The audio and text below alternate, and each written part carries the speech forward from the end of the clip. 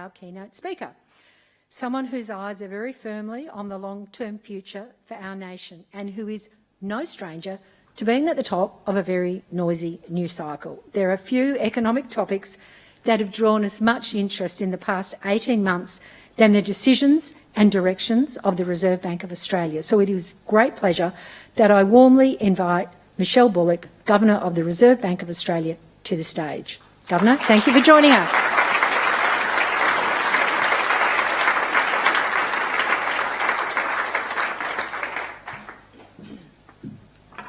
Well, thank you for that welcome very much, Diane, and I just need a slightly lower microphone than her. Thank you all for coming this evening. It's great to see a great crowd and actually many familiar faces, so I'm very happy to see you all. I too would like to start by acknowledging the Gadigal people of the Eora Nation as the traditional owners and custodians of the land in which we're meeting this evening, and I pay my respects to Elders past and present, and I extend that respect to any First Nations people that are joining us today in the audience and online, so thank you. So thank you to CEDA for the opportunity to be here tonight. I think we, the bank and CEDA, we share an important mission together really. We're both interested in promoting stability and prosperity in Australia. We share objectives around economic research and analysis, as Diane set out.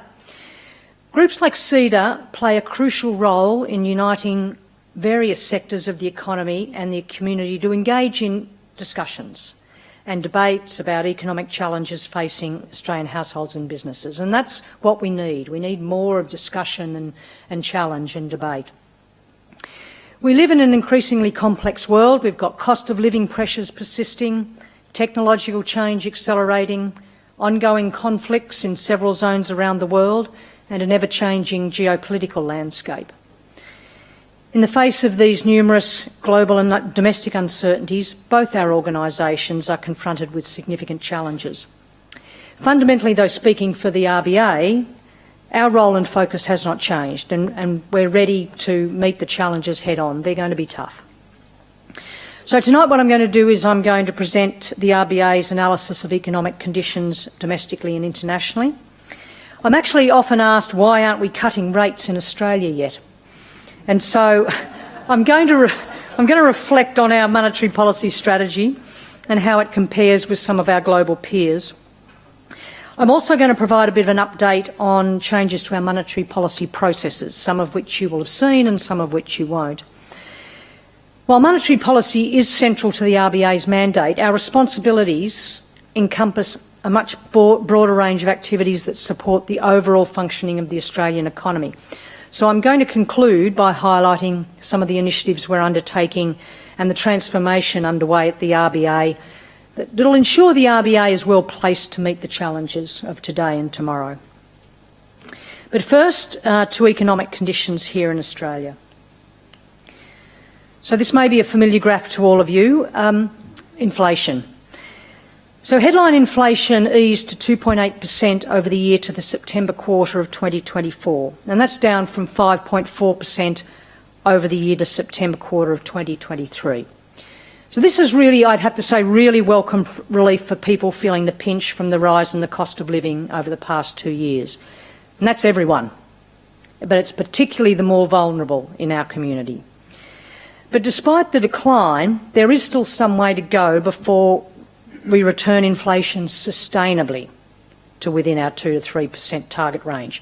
Now, I use the word sustainably deliberately. It's important, because it recognises that we need to look through temporary factors that influence the headline inflation rate from time to time. And so over the past year, part of the decline in headline inflation has been due to temporary factors such as electricity rebates and declining fuel prices. These temporary factors have undoubtedly helped many Australians, but our approach is to look through them to some extent to better understand where inflation will settle in the medium term. And the best way to do this is to look at underlying inflation. Now, the measure we typically look at, and it's on this chart, is trimmed mean inflation. And by this measure, inflation was still too high in the September quarter at 3.5%. So while this is a welcome decline from 5.1% a year earlier, it is consistent with a situation in which the overall demand for goods and services in the Australian economy has been outstripping its supply capacity for some time. We have maintained the cash rate at its current level of 4.35% for a little over a year now. This is 4.25 percentage points above its emergency low level of 0.1% at the height of the pandemic, and I highlight emergency low level. At this current level, we're of the view that monetary policy is restrictive. The effect of this is most evident in the household sector, with a very weak growth in consumption and, in fact, a decline in per capita consumption. And we've also seen very low dwelling investment.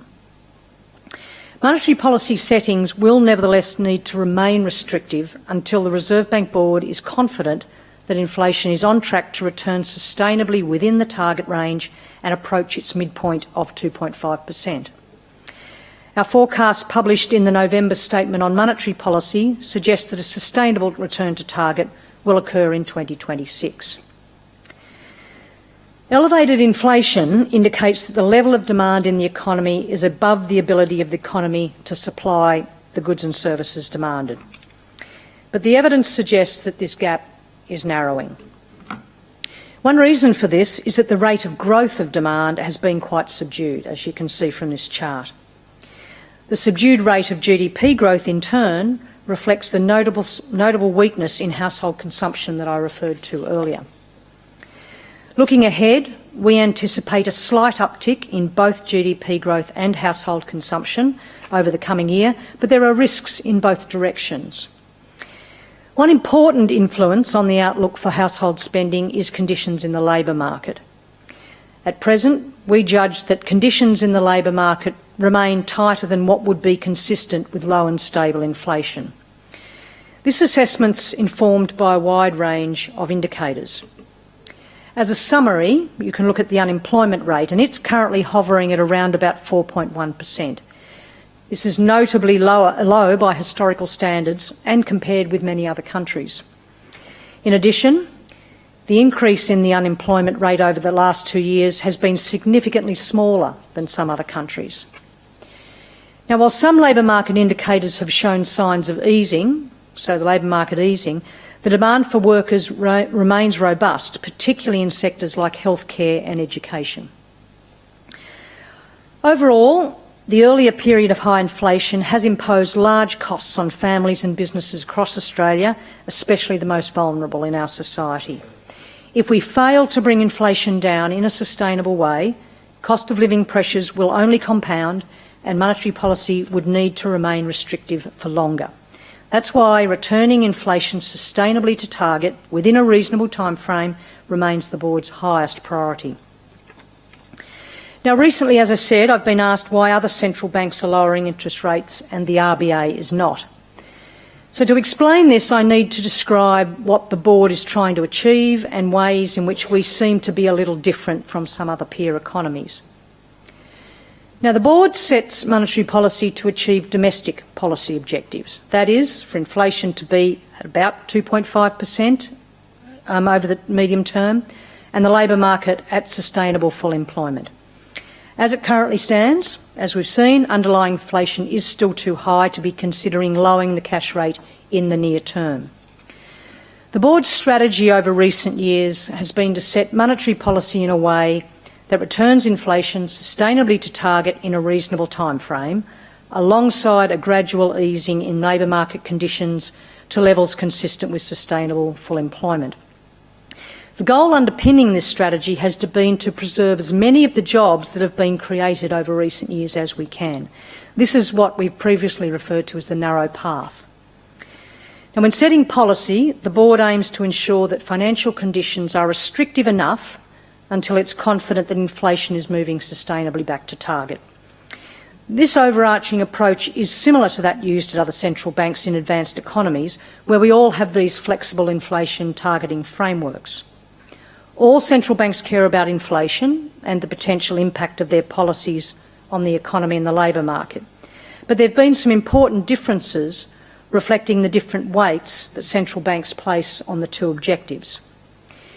In Australia, interest rates did not reach the same levels of restrictiveness as many other countries.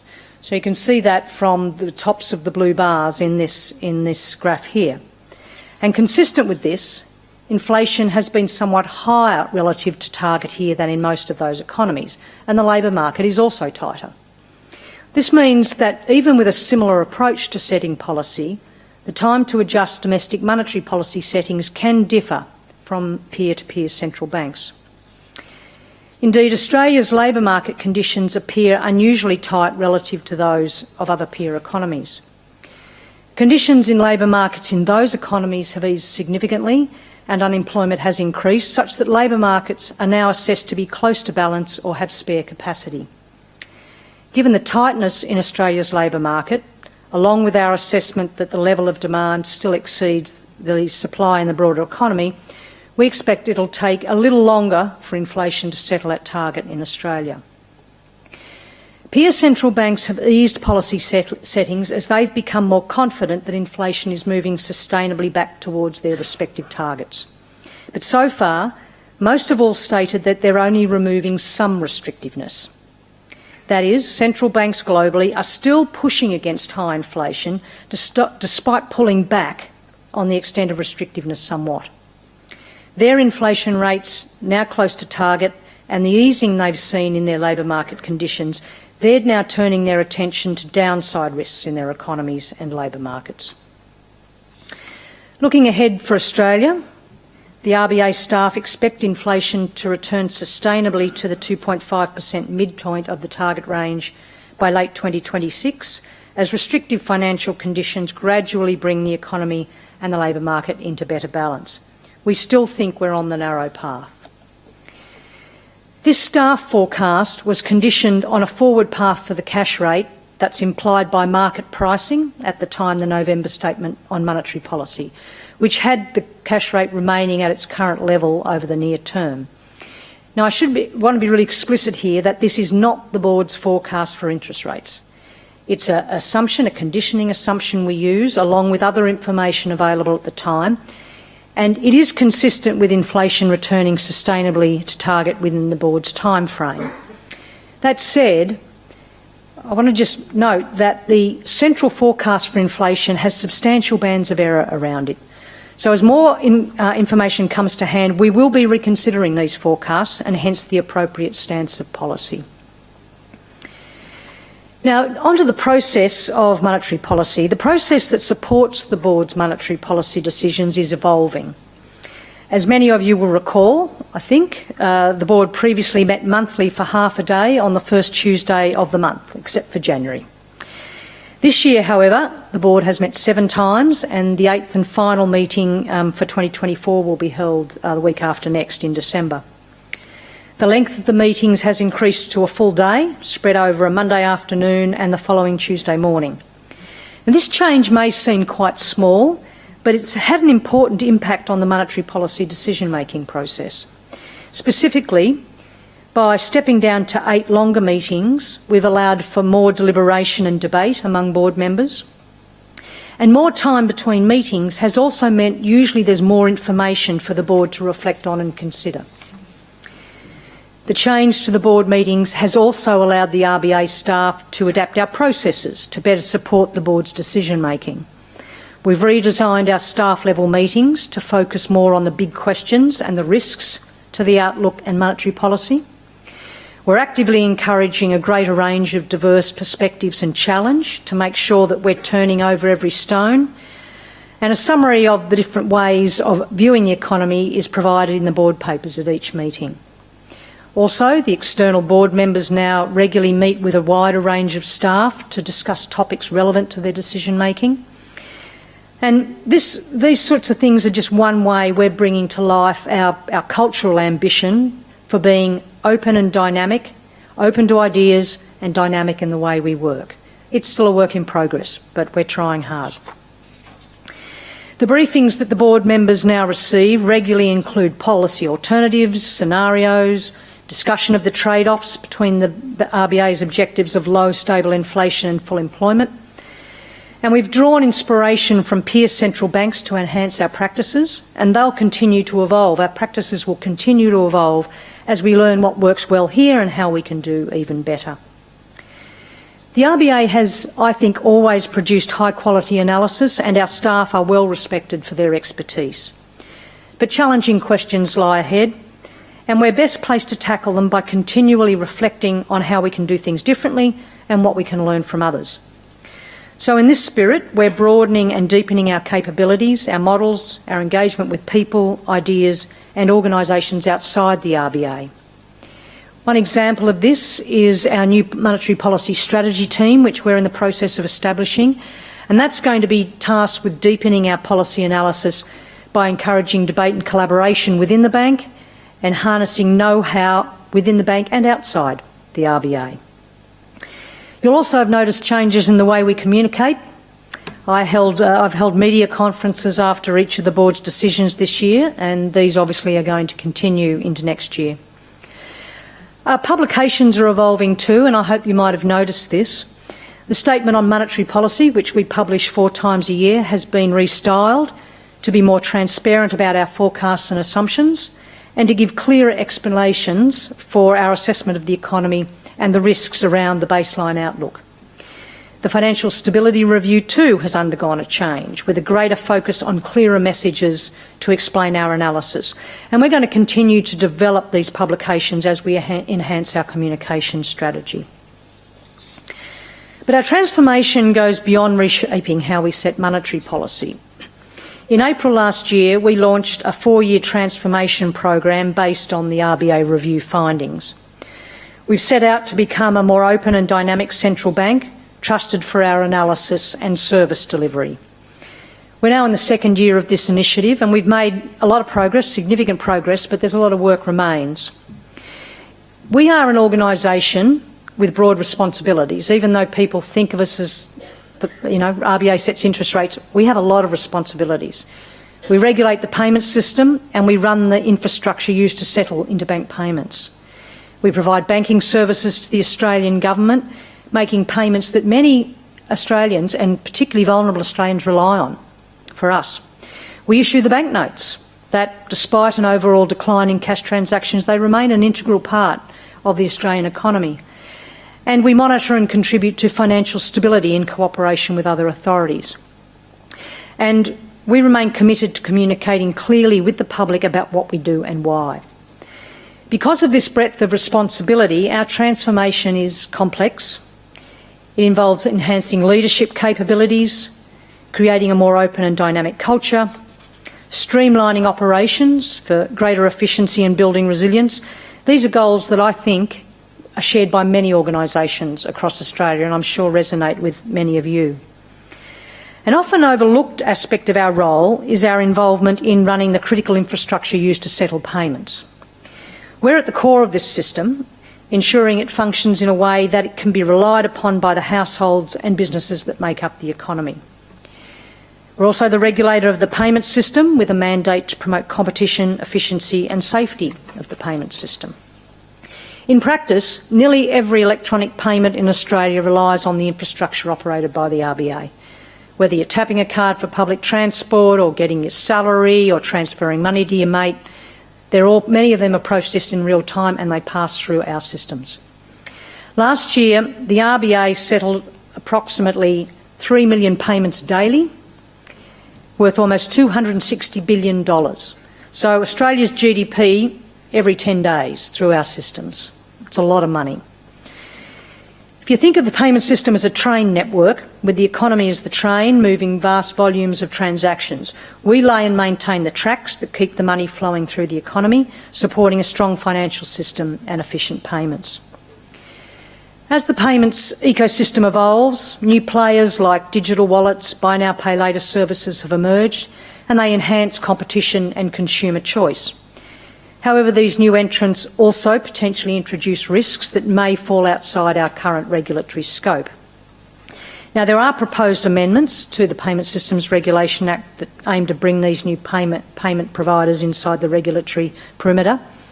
But in the meantime, we're consulting actively on some issues that we do currently have oversight of, our regulation of card payment systems and the role of surcharging, which has had a lot of media attention lately. and we expect the Payment System Board of the Reserve Bank to consider and respond to this consultation in the first half of next year. So in addition to consulting on regulatory settings, we're also investing significantly in our systems and technology to keep pace with rapid technological changes, the growing use of digital payments and the challenging security environment, which is on everyone's mind. The train tracks now need some maintenance. Ultimately, we need to maintain a modern technological framework that supports our operational and strategic objectives. These initiatives will modernise the infrastructure that powers our nation's payments and banking systems and allows money to move around the economy in a safe, efficient, reliable way. So in conclusion, the RBA has a pivotal role in promoting the economic stability and prosperity of Australia. We're currently facing significant challenge posed by persistent inflation, shifting geopolitical dynamics and a rapid pace of technological change. Yet I think these challenges also present us with opportunities to innovate and adapt and become better. Our transformation agenda is not simply a response to current pressures. It's a proactive approach designed to meet the needs of the Australian economy and people today and well into the future. By enhancing our decision-making processes, embracing transparency and engaging with diverse perspectives, we're positioning ourselves to navigate the complexities of the modern economy more effectively. Thank you, and I look forward to answer your questions. Thank you.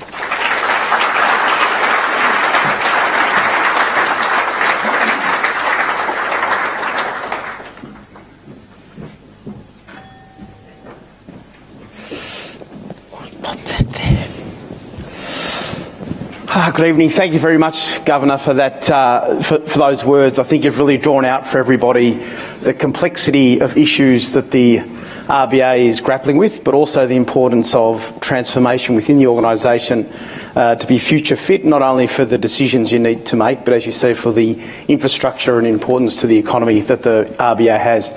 So I'm looking forward to moderating the Q&A session. If you do have any questions or would like to vote on any questions, you can use the app, which I think the details for, there they are, they're on the screen at the moment.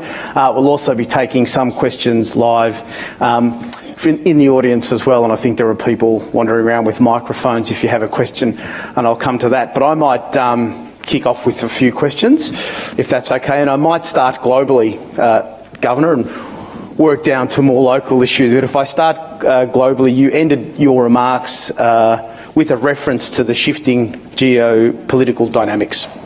So why don't we start there? And some of the questions have coming through are about this as well. Let's talk about the US, the policies in the US. Potentially, are they inflationary for Australia? What do the threatened tariff wars mean for us, particularly in light of the last 48 hours where there's been discussion of tariffs on Mexico, China and Canada?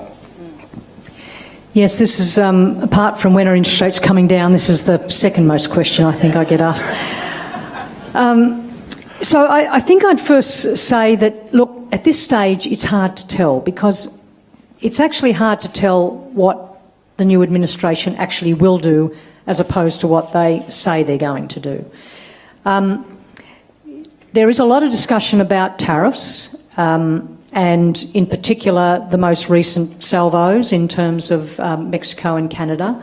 I think that does remain to be seen, whether or not that's some sort of reality or it's a negotiating tactic, I don't know. But we have to set policy based on what we know, not based on shadows. And so I think the first point I would make is that although we are thinking about the potential implications, we are still mainly focused on what we're observing going on in Australia at the moment.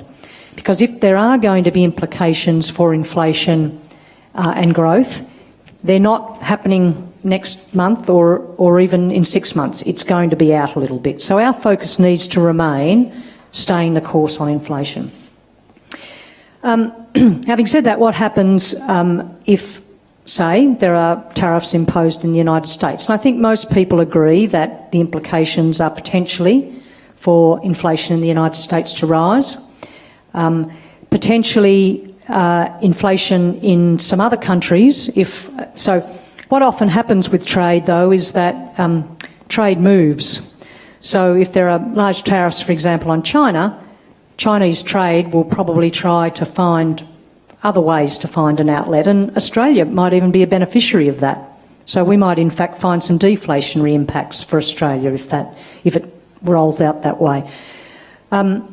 It depends often, it'll also depend very heavily on what others do. So we don't know how Europe might respond to tariffs on it. We don't know how China will respond. So I think we need to just be alert to what might be happening in those other countries as well.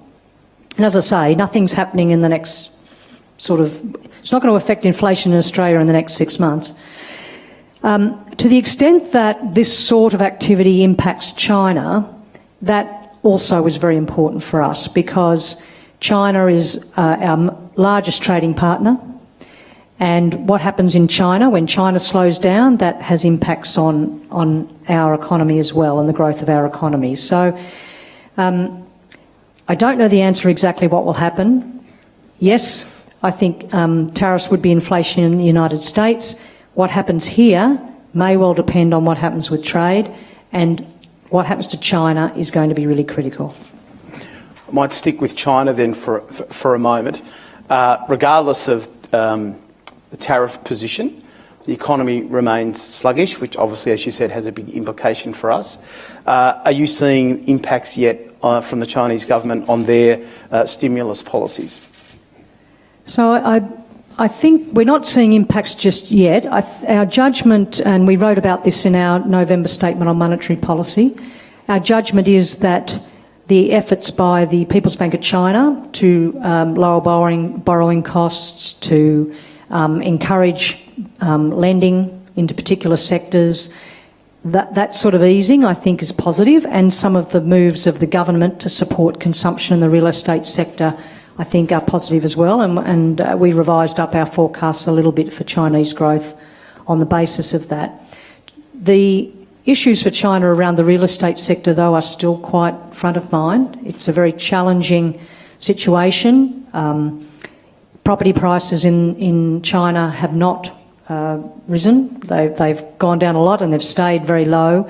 And people in China don't have a lot of confidence in some of them have paid for homes that they just haven't got. So there's not a lot of confidence in that whole development industry, the housing industry there, I think. So that's impacting the confidence of the Chinese consumer. So there's still issues there, but the Chinese authorities at least have shown some inclination to try and address the concerns, particularly about consumption. China's got deflation. Prices are falling. And it's unlike the rest of us are experiencing. So, you know, there are, I think, challenges in China that the government it does seem they are trying to address them. And what do you think Australia should be doing to prepare for that or seek to deal with the consequences there? Well, our exports obviously are driven very much by commodities, and so commodity prices are likely to be impacted if China doesn't come out of this, and I think that means that obviously two things: one, that our national income isn't as strong as it was, and it impacts on government revenues as well. So it has impacts for us as well. So I think these are the sorts of things that, when we're thinking about where the appropriate monetary policy settings are, we'll need to be thinking about the impact of slower China on our growth and what that might mean for the inflationary pressures in our economy. At least at a first order level, you would expect that it would be slightly disinflationary for us. I opened by asking you the second most asked question you've been asked. Do you mind if I go to the first most? Yeah, thanks. Specifically, you said a moment ago, and you also said in the November Statement of Monetary Policy that a sustainable return to inflation target, your expectation is that will occur in 2026. The market generally are expecting a rate cut February, March, May 2025. are we waiting for a rate cut in 2026, or what are you looking for? Why does everyone always want forward guidance? No. This has all got a big legal disclaimer on it. Don't worry. It's fine. It's fine. Don't rely on any of this too much. No. Should we be thinking about 2026, or what are you looking for in 2025 to give you confidence that we'll be where we want to be in 2026? So our forecast, even though it's got those very wide error bands around it, our central forecast at the moment is that by the end of 2025 we will be back down below 3%. But we don't think it's good enough just to be just below 3%. The reason you aim at 2.5 is because it gives you a little bit of leeway on either side. So we think we'll be back there by, that's according to the central forecast, by the end of 2025. And provided and so far our forecast, it's gradual, it's slow, but so far we seem to be trending in the direction we think. So provided we continue along that trajectory, then we will be in a position at some point to consider whether it's appropriate to cut rates. But as I said earlier, and as I showed in that graph, overseas countries had much more restrictive, we judge much more restrictive policy than we did. We judge we've got restrictive policy, but it wasn't as restrictive as some. And if you look at some of the countries that are lowering interest rates quite a bit, Canada and New Zealand in particular, who we often compare ourselves with, both of those countries now have unemployment rates. I think Canada's unemployment rate's got a 6 in front of it. The New Zealand unemployment rate's rising quite quickly as well. So they are lowering interest rates in response to what they're seeing happening in their employment markets, which will flow on, and they're seeing it flow on to their inflation rate as well. So we've got these central forecasts. There are error bands around them, and as I said earlier, it could be that inflation falls more quickly. If consumption in particular doesn't pick up, like we're forecasting it will, it could fall more quickly. And if it does, then the board will be taking that into account and responding. I don't want to put words in your mouth, but I'm trying to keep the audience happy. But there may be a scenario where you're considering a rate cut in 25 in expectation that inflation will be where you want it to be in 26. So let me be clear. If you look at overseas countries, they are cutting interest rates even though they haven't reached their target yet because they're expecting to do so. And I think I've said this before when people have asked me, do you need to be back at the target before you cut interest rates? No, we don't. But we need to be pretty convinced that we need to have a fair degree of confidence that that is where we are heading. So you don't have to be there, but you have to have a pretty good degree of confidence that you are heading there. Thanks. You talked about, also in your remarks, you mentioned the narrow path. And I think you said that you still think we are on track for the narrow path.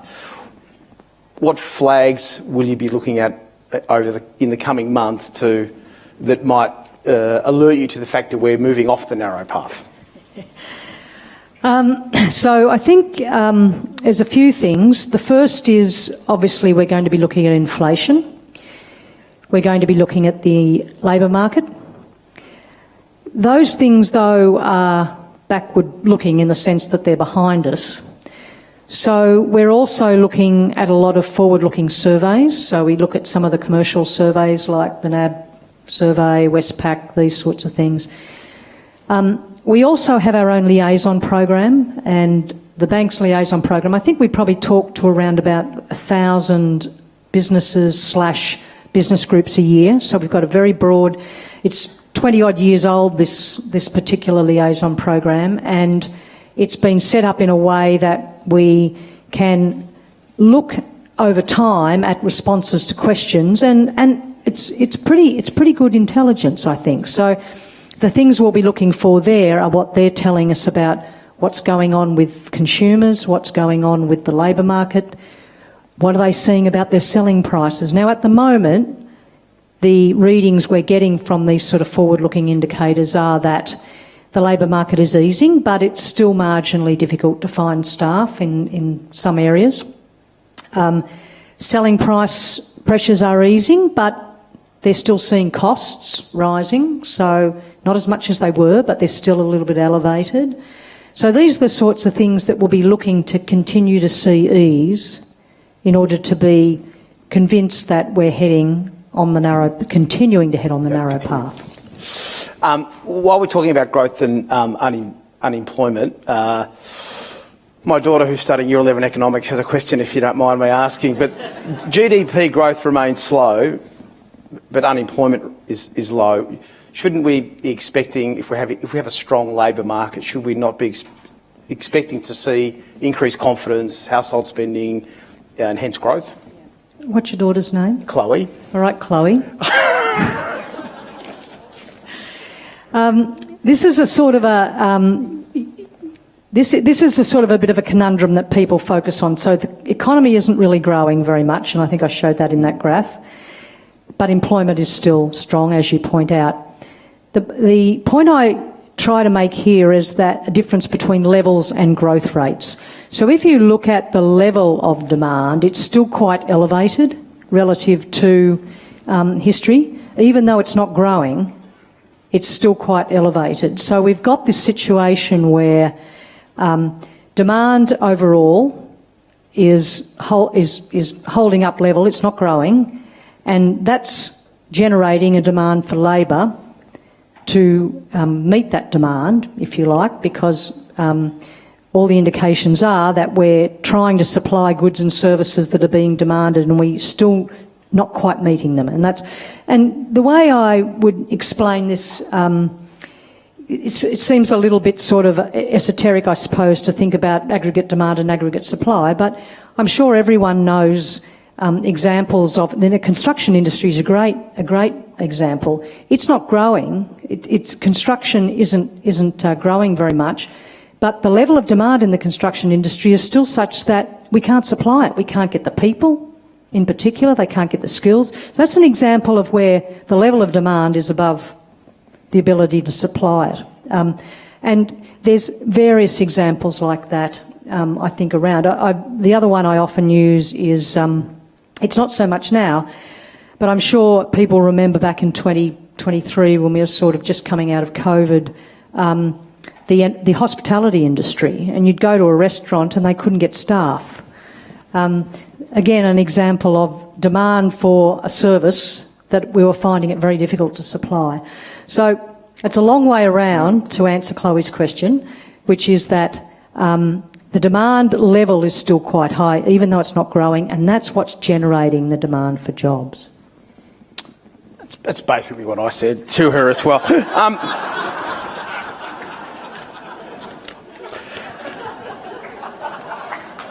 Thank you.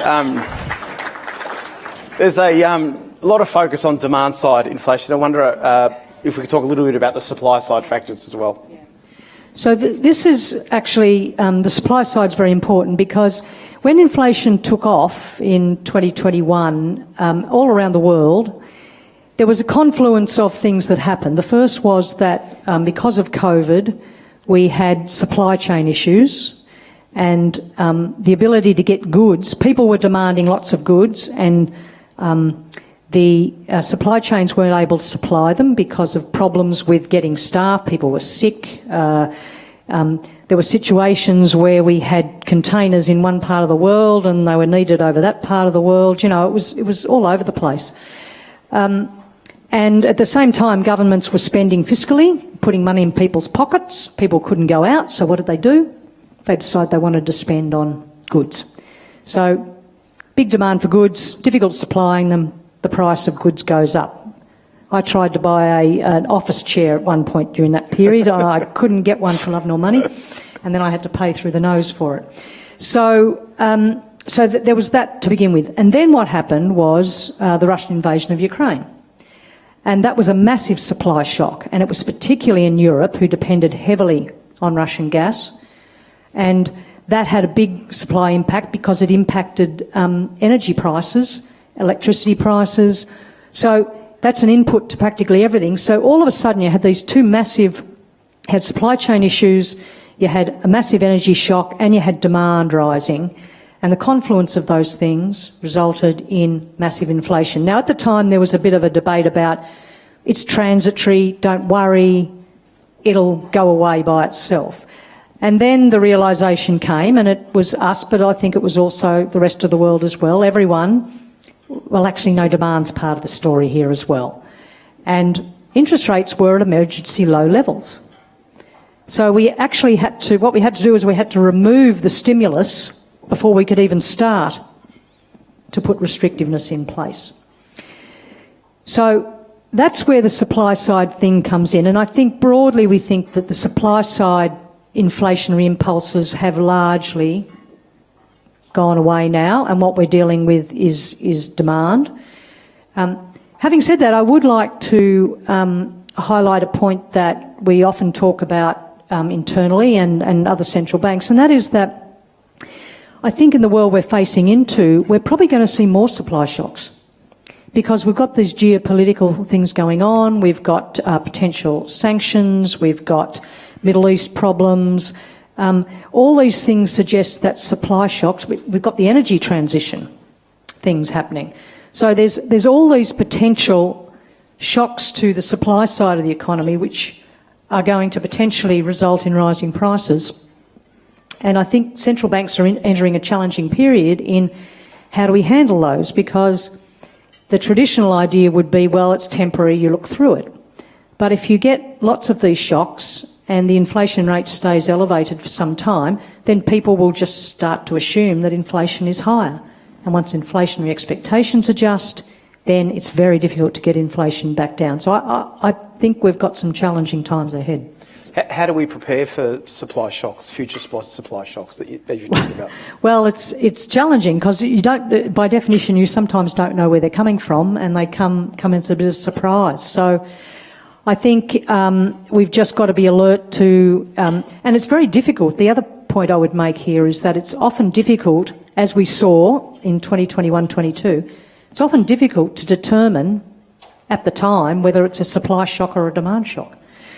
So I think we've got to be a lot more agile in thinking about what the source of the inflation issue is.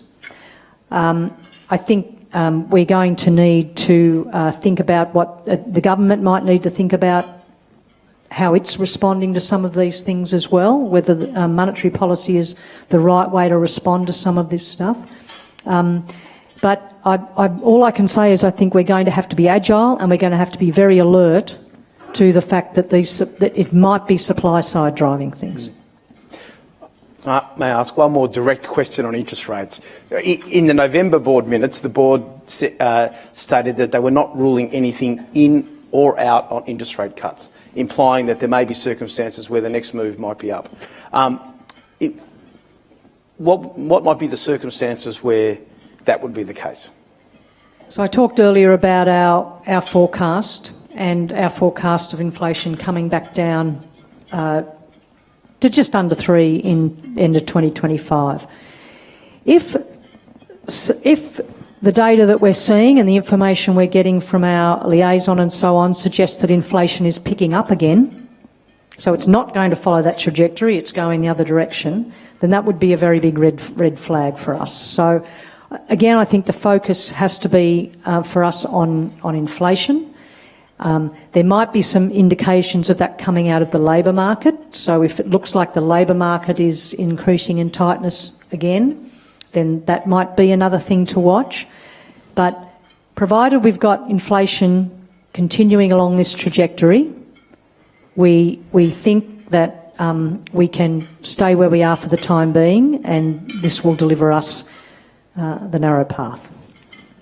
That was my last question on interest rates. There is one on in the app, though. I'm sorry, but we had a question here on the app, which is the October board minutes said you want more than one good quarterly inflation figure before rate cuts. Have we had a good one yet? What I'd say is that so far what we've had is in line with what our forecasts are. So I think that's positive. We're continuing to see the trajectory we are forecasting. So I don't want to give the impression that we are focusing on one single data point or two single data points. It's broader than that. We are considering, yes, the inflation numbers do tell us a lot about what's going on in the economy, but we'll be looking at other things as well, and as I said, we'll also be looking at the forward indicators. Slight change of tack, but another question from the app. Governor, are we in a recession disguised by immigration and public sector job growth funded by deficits? Because it feels like that in the private sector. Yeah, so I wouldn't say we're in a recession, and the reason I wouldn't say we're in a recession is because the labour market is strong. Now, it's true that the market sector in employment isn't growing and the non-market sector is. And some people make quite a lot of that, and I think it is reflective of what's going on in consumption of discretionary goods and services by people. That's why the market sector isn't doing as well. Having said that,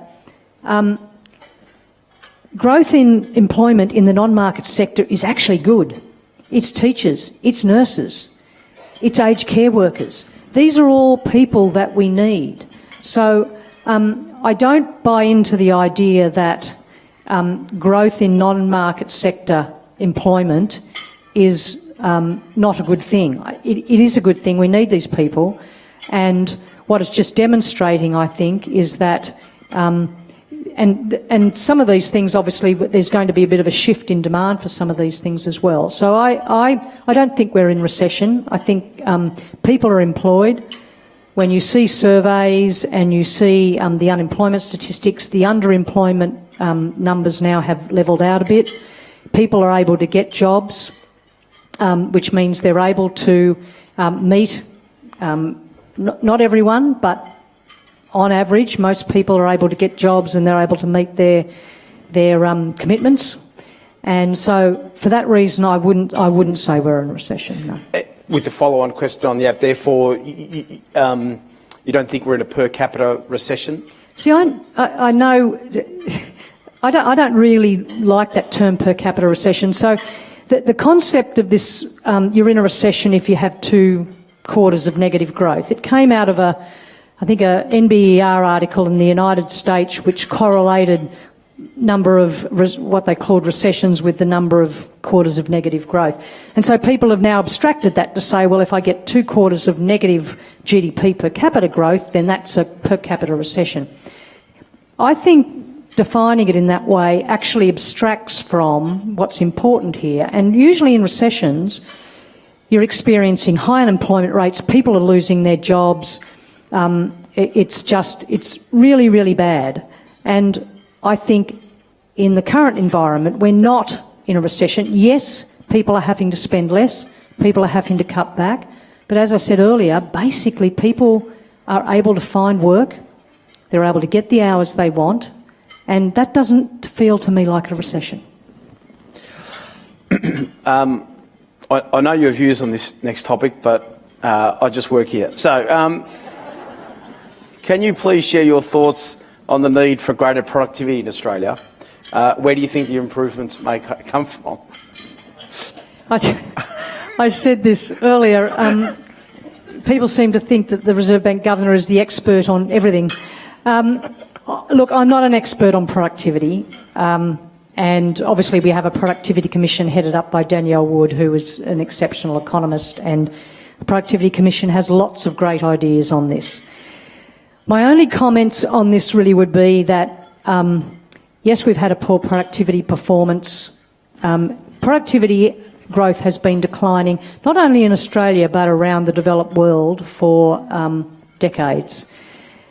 Coming out of COVID, the only exception to poor productivity has been the United States. They've had very strong productivity growth. Everyone else has, advanced economies have typically had very poor productivity growth. It's all been mucked around by COVID, and it's very difficult to read too much into the quarterly numbers. Having said that, if we want to grow our living standards, we need productivity growth in the economy. I think that there is some hope in technology. It's not going to happen tomorrow, but I think technology does provide hope for improvement in productivity. I also think that, in that sense, education and training is going to be really critical to productivity growth going forward, because there's going to be movement in the types of jobs that are available. People are going to need to be trained. Some people are going to find their job no longer exists, perhaps, or it's smaller, but other jobs will spring up. So it's going to be really important that we have appropriate training, and that's the sort of thing that will help to improve productivity as well. So the Productivity Commission has a long list of these things. Business dynamism is another thing that's really important here, and I think the coming out of COVID with lots of support for businesses and lots of support for hanging on to their staff, maybe as we get back more into more normal times, we'll get a bit more business dynamism, we'll get more of people, staff moving from less productive firms to more productive firms, which will help. So, but again, this is going to happen overnight, and I think we think that over the next few years, we are still forecasting that we will get back to a positive productivity growth. So maybe I'm the glass half full. Turning to the RBA itself, one of our questions via the app is that the Senate is likely to vote tonight on the RBA board reforms. What do you think those changes will mean for the board and how you set policy? So if the changes go through, as some of you may know, we'll have a specialist monetary policy board and then a governance board. When I talked earlier, I talked about a lot of the stuff we do which is not to do with monetary policy, and there's a lot. It's, at the moment, I am accountable for all of that. I am the accountable authority, not the board. Under the new framework, if it goes through, then the governance board will be accountable for the operations of the bank, which is a substantial amount. So I think there'll be two things. Obviously, there'll be a lot of things that the governance board will take an interest in assisting me. The monetary policy board, the concept is that the monetary policy board now can concentrate just on monetary policy. Having said that, we've already made a lot of changes, as I set out, to the way we operate the Reserve Bank board at the moment, and we are already leaning into some of these changes. So if it goes through, I think that there's clearly going to be some structural things that are going to go on, but I think that the monetary policy board, I think we're already moving that direction. So we're just going to keep on moving that direction and basically being agile.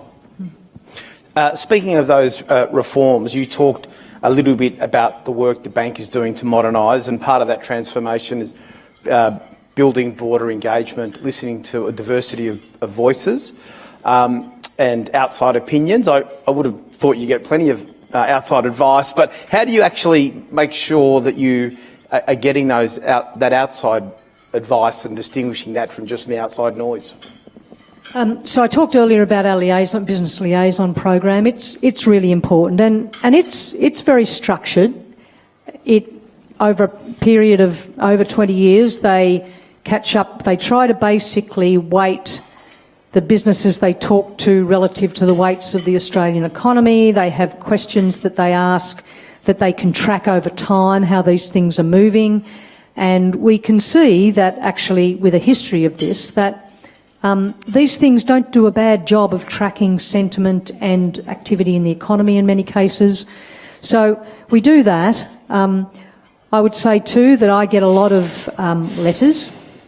I meet and I read them, and so I get a lot of views that way. We do get organisations coming in to meet with us at various times. Some of the ones that more recently I periodically meet with, Lifeline, I've met with Beyond Blue, for example, ACOS, these sorts of organisations that we wouldn't necessarily be picking up in stock standard our liaison team meet with these sort of organisations as well, but we wouldn't necessarily be picking that up in statistics. So I think they're important sort of liaisons. But all of this information we gather, whether it's sort of in a structured way through the liaison program, whether it's through talking to people and hearing views, we take that away, we lay it across what we can see in terms of the data, and we see if it basically seems to line up. And sometimes it does, and sometimes it doesn't. One of the questions that came through on the app was just in relation to the upcoming federal election. And I guess the question really is about the risk of government spending and whether you'd care to provide any advice to the parties as we lead up to the election in terms of, I'm assuming, a restraint in spending. I have no advice. The only comment I would make is that the thing that, and it was a point made earlier, that the private sector at the moment is growing very slowly. Consumption's per capita is declining, consumption's growing slowly.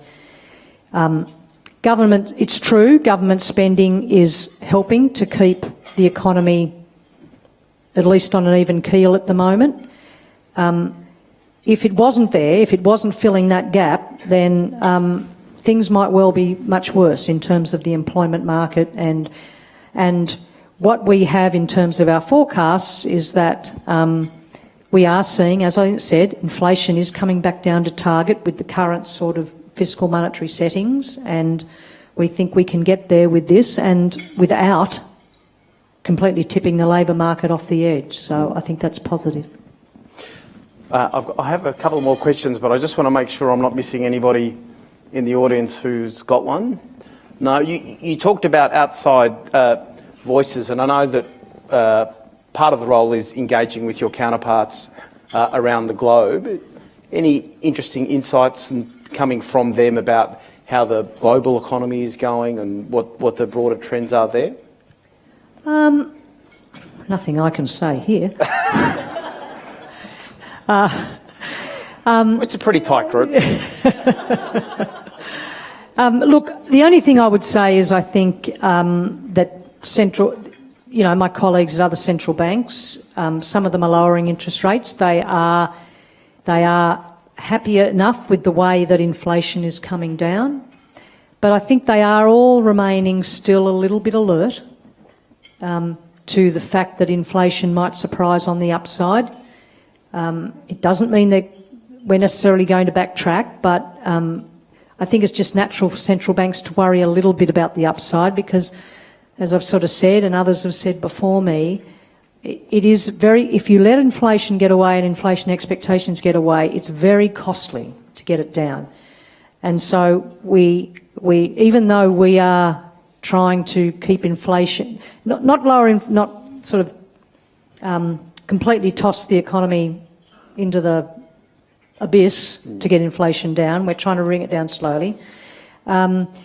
We do need to be alert that we don't let inflation expectations get out of control, and we need to be alert, therefore, to those upside risks. So I think, it's a balance, and I think my colleagues overseas are all alert to those sorts of things as well.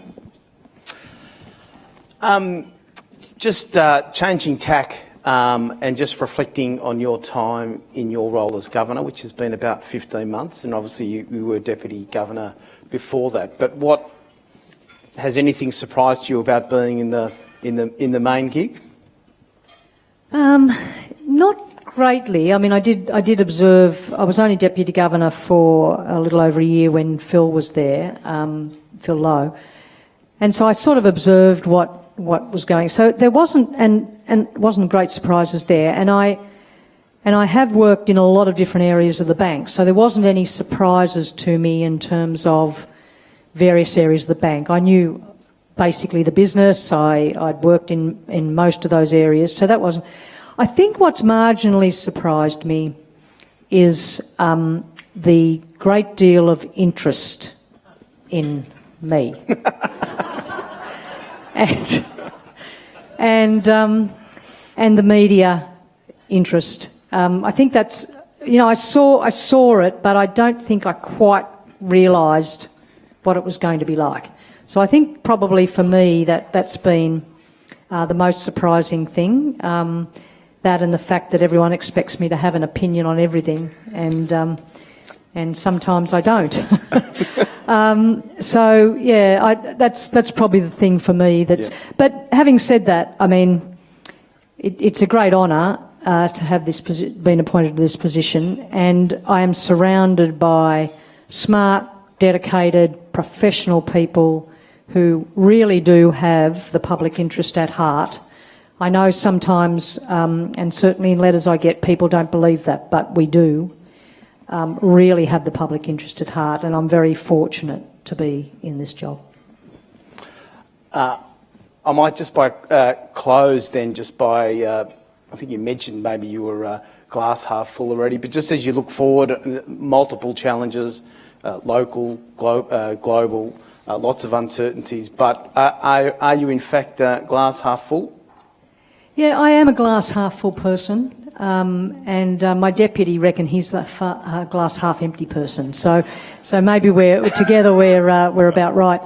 I am the glass half full person, and I do believe that there are better times ahead for us. We've just got to get inflation down, because there's a lot of publicity about interest rates and people saying, interest rates are hurting. But the thing that is really hurting, and I know I've said this a lot, but I just really think it bears repeating, it's inflation that is hurting people. That is hurting absolutely everyone. And so we need to get that under control. I'm confident that we are getting it under control. I know the board will do what we need to do to get it under control. There's a lot of people in Australia who have never experienced inflation before this most recent episode, because we hadn't had any in 30 years, really. It had been round about 2, a bit less. So it's no surprise, really, that people are hurting and they're really shocked by all of this. So we need to get it back, and the phrase I use, I want it in the background. I don't want people thinking about it.